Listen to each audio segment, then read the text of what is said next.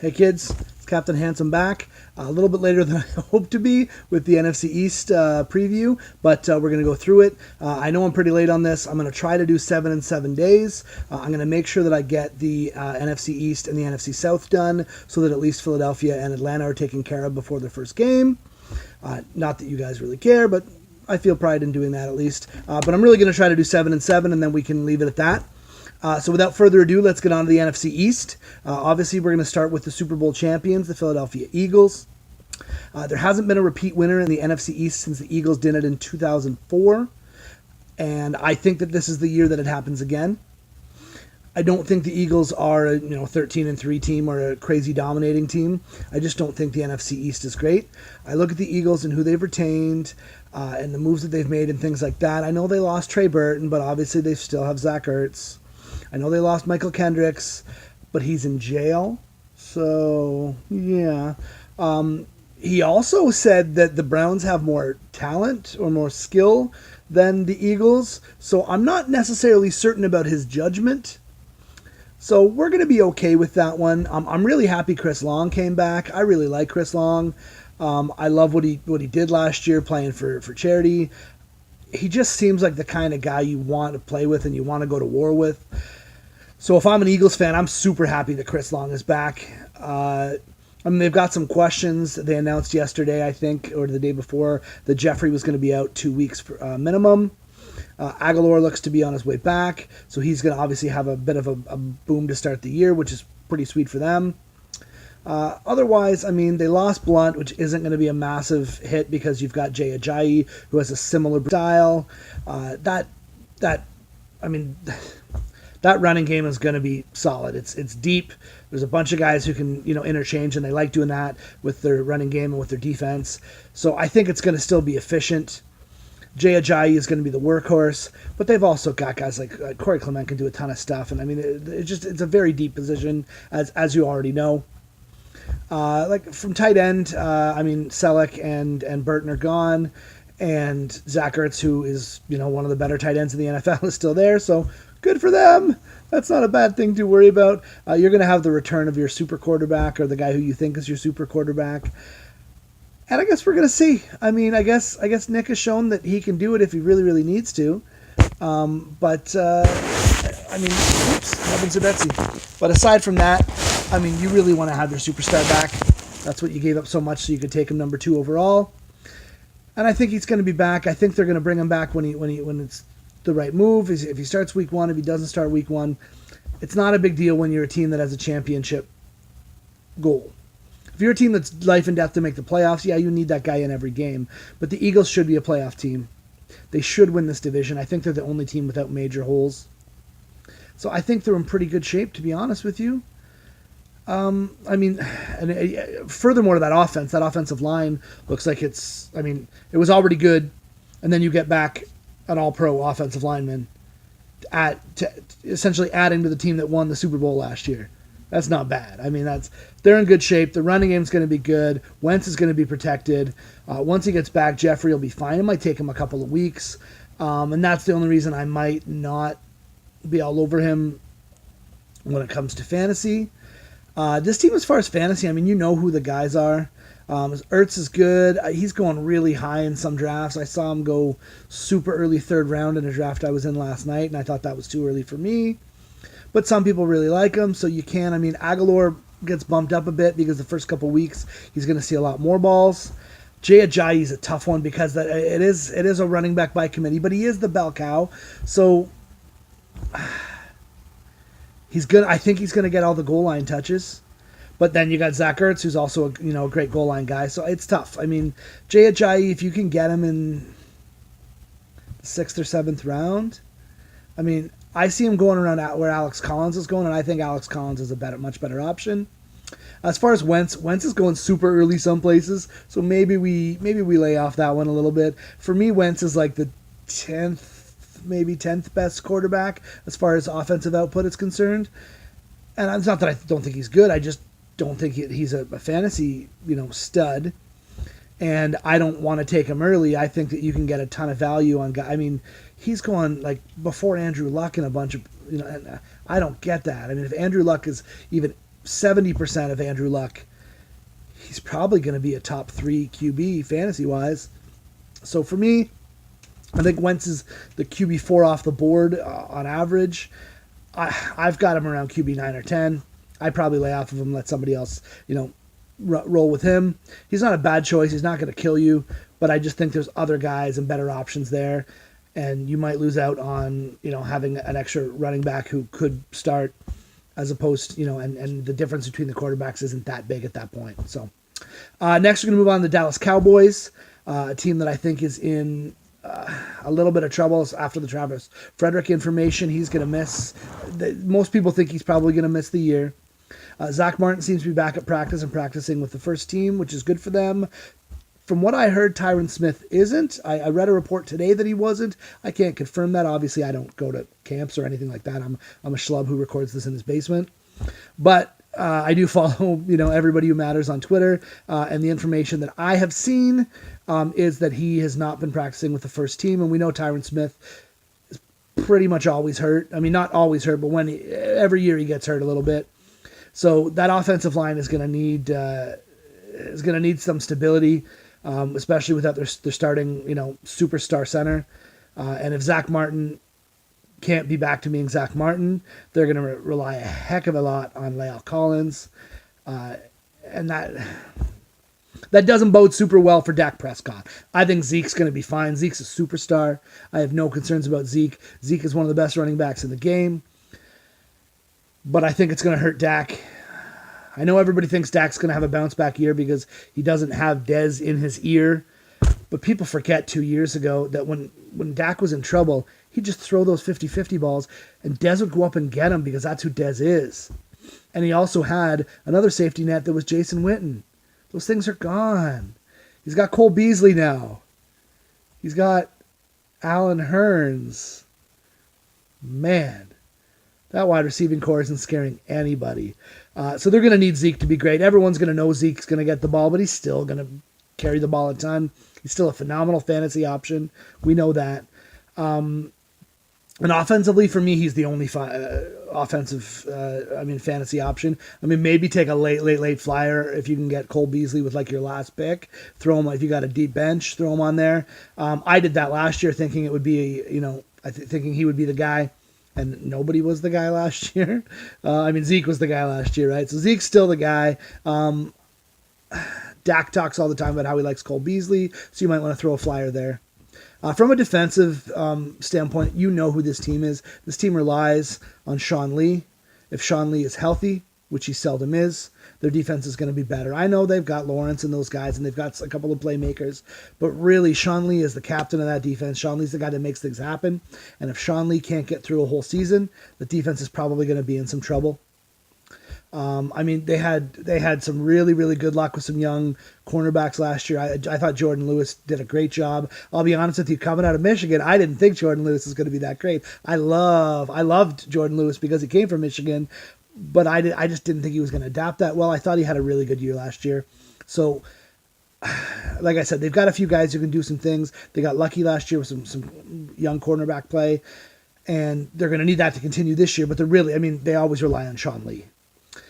I think realistically that the Cowboys are an 8-8 team. I think at best case for them 9-7. I just don't see them being that great a team. I don't think they're very deep. They're always a top heavy team.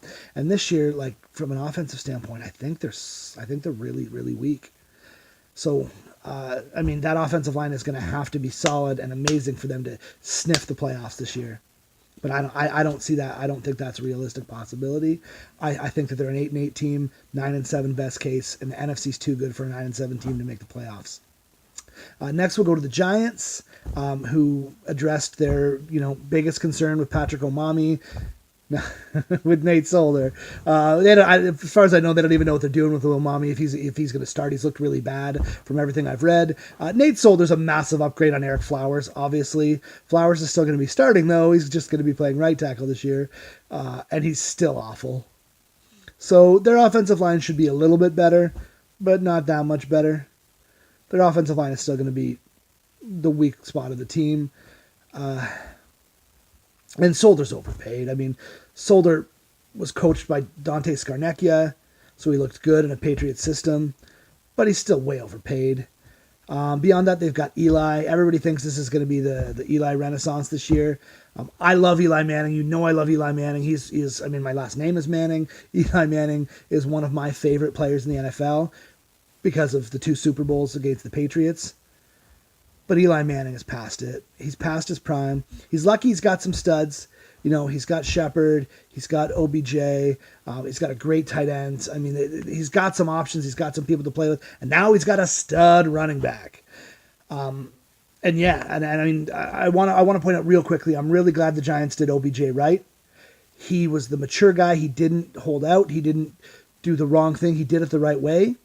He went, you know, I wouldn't have done it that way. I'll be honest with you. I've argued 1,000 times that I think those players should hold out because if they get hurt, they get nothing. They get nothing. And if you're on a rookie contract and you're the most recognizable guy, one of the most recognizable guys in the league and easily the most recognizable guy in your team, if you're OBJ, I would absolutely have recommended he hold out. But he didn't. He did the mature thing. He's a more mature man than I am. He handled things more responsibly than I would. He said, I'm gonna go to camp. I'm gonna do my job. And they rewarded him, and I'm really glad to see that the team did that. And Gettleman shows you yet again that he will pay players who deserve it. He will pay players who earn it. And he understands the things that matter. He understands the offensive line matters, and he understands you can't pay aging guys, which is also why I think Eli's gone next year. I have no idea why they couldn't think that it would be worth it to give up a third for Teddy Bridgewater. I mean, it just seems so easy and so obvious and so right there. And maybe the Jets didn't want to deal in New York and have it blow up in their face. I don't know. But I can't understand why Teddy would go to the Saints and the Giants aren't there sniffing around. Like I said, I like Eli. I just think he's done. From a fantasy standpoint, you know how I mean, Saquon is Saquon. He's going to be great. I see him going like as early as 5th off the board, and I think that's insane. I heard he went 3rd in like a big money pool that one of my good friends plays in, and I lost my marble. Like it's not even like it's a keeper league, but it's not a dynasty or anything. I don't know. It threw me that he would go 3rd when there's so many other options of guys who are going to be around for a while. It was very shocking to me that Saquon would go 3rd after all those guys, ahead of a bunch of guys who I think are better than him and better options. I've got Saquon at like 8th or 9th. So the truth is, I think he's going to be a stud. But if you take him where I want to take him, you're not going to get him. So, Saquon's great. OBJ is dynamite. Where he's going in the early 2nd round in a bunch of places. Are you kidding me? This guy's not going top 10. I keep seeing him available. I've taken him a ton of times in the 2nd round. I love that value.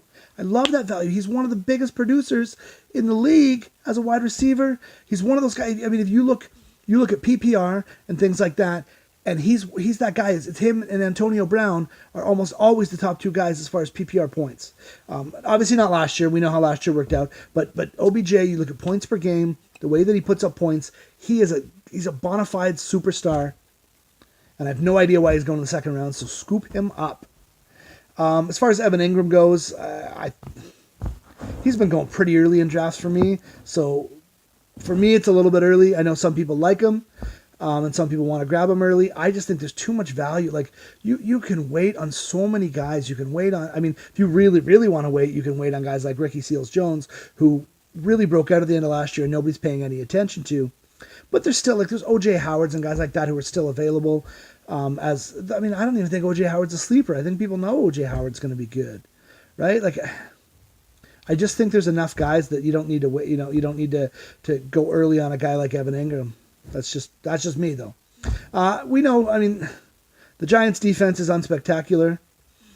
They've got some players. They've got Snacks. They've got Lana Collins. They've got a few guys who can make some things, who can make some moves, who can do some things. But they're still relying on guys like Eli Apple who just have horrible attitudes. So I don't see their defense being spectacular. I think a miracle season for them is 8-8. I see them more as 5-11, 6-12. Yeah, 6-12, 6-10. Oops. I see them as 5-11 or 6-10. 8-8's a miracle for them. I think they finished 3rd in the division. And rounding out the division is the Washington Redskins, a team I'm not super high on. And it's not because of Alex Smith or Kirk Cousins. I mean, I think Alex Smith is fine. He limits mistakes pretty well. He showed he's got a big arm last year. I just don't think they're very good. I think their offensive line is good. I think they're going to be struggling without. I think they were really relying on Darius Geis, and I don't know if AP can be that guy. I don't know if AP can handle that load. And I know they've got Samaje Perine who is still young, even though he looks like he's 41. But they've still got him. They've still got fat / now fit Rob.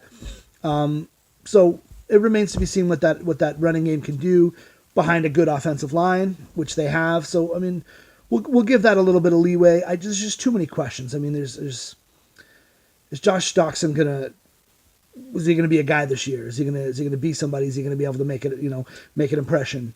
Is Jordan Reed gonna play more than 6 games this year? Is Jordan Reed gonna Reed gonna play half those games with a lingering injury?